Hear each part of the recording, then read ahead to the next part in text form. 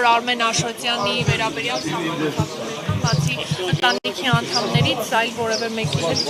շփում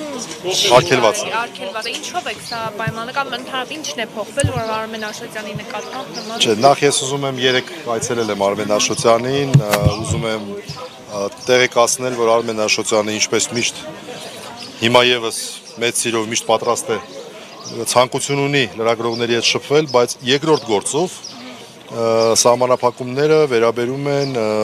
ըստ էության նաև առաջի գործի ժամանակ նրա վարքագծին։ Մենք հիշում ենք, որ առաջի քրեական վարույթի ժամանակ այսպես ավանդույթ էր կարծեք ձևավորվել, որ դատարանները դա հաստատել էր այդ ավանդույթը, այսպես ձևակերպենք, դատական նիստերի դահլիճի սահմաններում մի քանի մինչև 1 րոպե տևողությամբ որոշ հարցեր էին տրվում, մինչև Արմեն Աշոտյանը դուրս էր գալիս, դա արդեն ոնց որ եւ կարծում եմ դատարանը հրապարակեց այդ որոշումը այն պատճառով, որ որպեսզի մենք չկարծենք, որ նույն կանոնները այստեղ են գործում, բայց չէ, մենք լավ տեղեկացած ենք, մյուս դատական գործով ցավոք սրտի մենք ունենք շատ խիստ սահմանափակում բացառությամբ պաշտպանների եւ ընտանիքի անդամների։ Սա է, այսինքն այս վարքագիծը, որ մենք ձեզ սովոր իրավիճակում չհայտնվեցինք, դա Արմեն Աշոտյանի կամ մեր կամքով չի պայմանավորված, այլ երկրորդ քաղաքական հետապնդման քաղբանտարկյալության հիմք հանդիսացած երկրորդ գործով է պայմանավորված։ Բայց այ օրինակ որոշակի հարցերի պատասխանները Արմեն Աշոտյանի կողմից լրատվամիջոցների, դա ինչպես է անդրադարձել գործի վրա, ինչպես է վնասել, որ որոշել են նման խիստ։ Ես եկեք ճանապարհանք որ շարունակենք։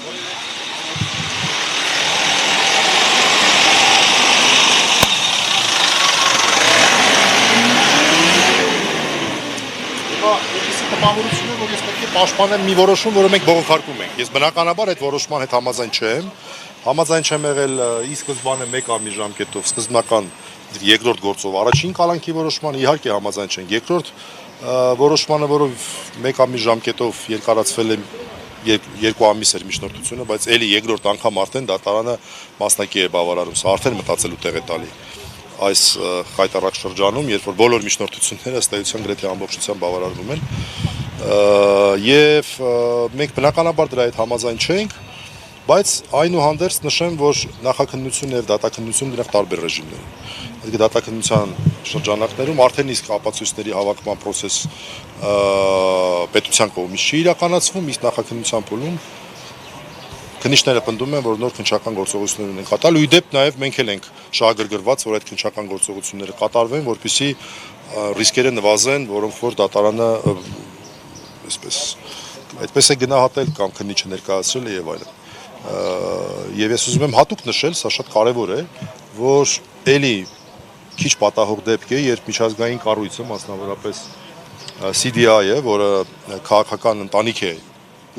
քաղաքական կուսակցությունների ընտանիք է, ինչ որտեղ կարելի է EPP-ի ավելի գլոբալ համարժեքը համարել։ Հունիսի կեսերին մոտ 1 ամիս առաջ շատ հստակ անդրադարձել է Արմեն Աշոտյանի գործին,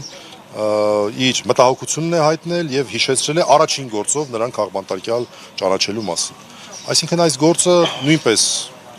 որոշակի միջազգային ուշադրության կենտրոնում է եւ մենք անկեղծորեն հույս ունենք, որ այս process-ը անազատությունը երկար չի տևելու։